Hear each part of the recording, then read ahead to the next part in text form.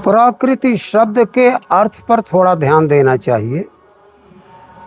प्र का मतलब होता है जो पहले से ही है, जिसे बनाया नहीं गया। आकृति माने रचना, जो रचना पहले से ही है, अनादि है, उसे प्रकृति कहा जाता है। अनादि तो परमात्मा है, इसलिए उसकी जो रचना है वह प्रकृति कहलाती है। और प्रकृति और परमात्मा दोनों अनादि हैं, इसलिए दोनों में तादात्म्य है।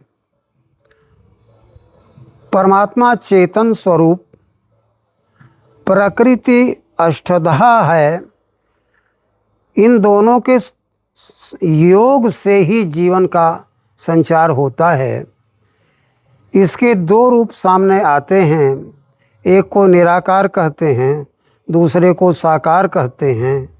मन बुद्धि अहंकार जैसी चीज़ें निराकार हैं, और परमात्मा सूक्ष्म जो प्राण का संचार करता है वो तो अनादि अनंत है, व्यापक है, अकल है, अनीह है, अजन्मा है।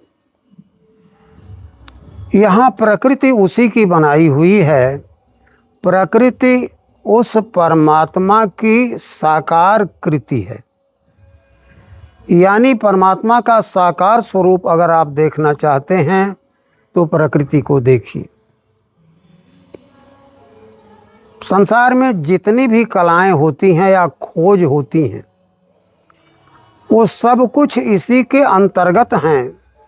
वैज्ञानिक जो खोज करता है वास्तव में वह कोई नई चीज़ पैदा नहीं करता, बल्कि परमात्मा की बनाई हुई प्रकृति के जो नियम हैं, अनंत नियम है, अनगिनत नियम हैं, इसकी कोई सीमा नहीं है।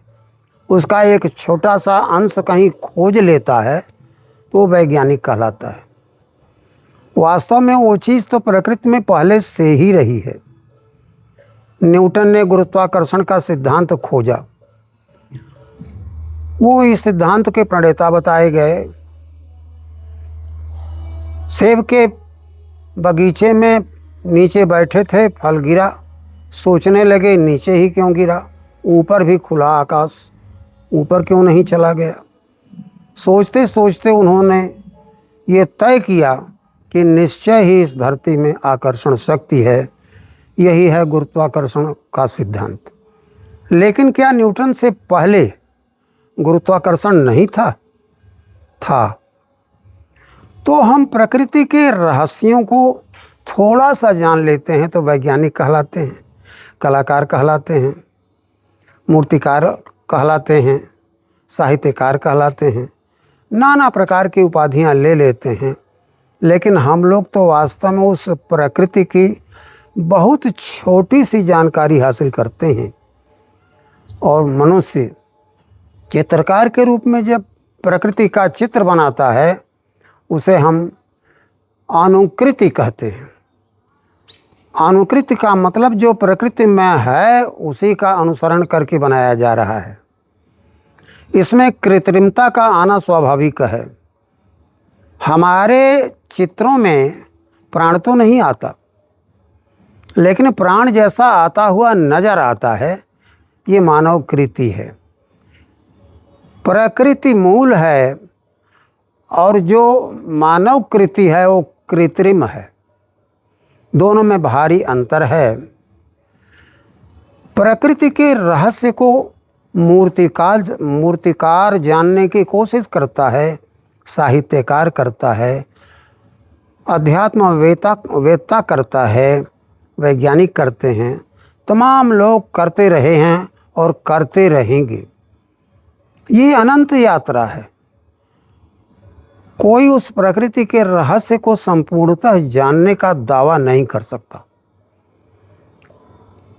इसलिए हम प्रकृति से ही पैदा हैं, प्रकृति के साथ चलें, प्रकृति को जानने की चेष्टा करें।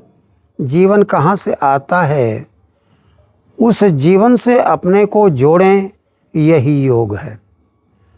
और योग शास्त्र उसी प्रकृति को बताता है जिसमें प्रकृति के 8 रहस्य सामने आते हैं, जिसे अष्टधा प्रकृति कहते हैं। क्षिति जल पावक गगन समीरा और मन बुद्धि तथा अहंकार।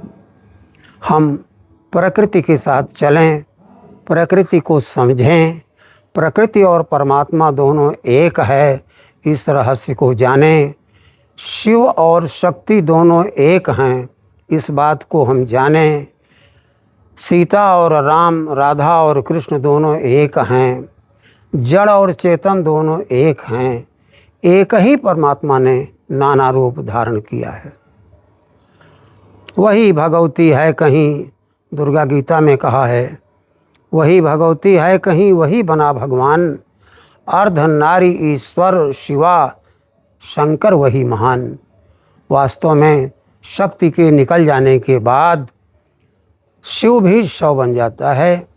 इस रहस्य को जानने की चेष्टा करनी चाहिए, तब हम प्रकृति के रहस्य को जान पाएंगे।